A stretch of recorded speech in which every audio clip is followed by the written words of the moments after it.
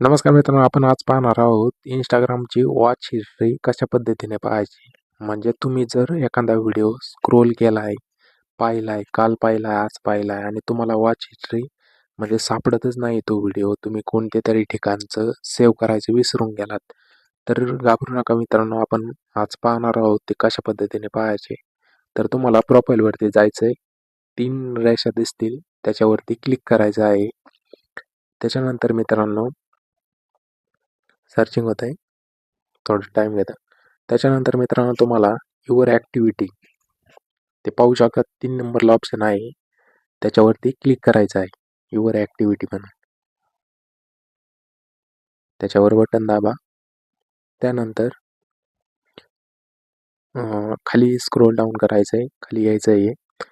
तुम्हाला दिसत असेल वॉच हिस्ट्री असा ऑप्शन दिलेला आहे.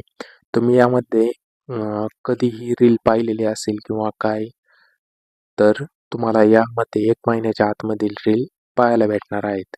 तुम्हाला त्याच्यावरती क्लिक करायचं आहे. त्यानुसार तुम्ही आत्ता आपण जी रील पाहिली होती, तर ती रील पाहू शकता, 1 नंबरला दिसणार आहे. अशाच नवनवीन व्हिडिओसाठी आपल्या टेक्निकल आदी मराठी यूट्यूब चॅनलला सबस्क्राईब करायला विसरू नका. व्हिडिओ आवडल्यास लाईक नक्की करा.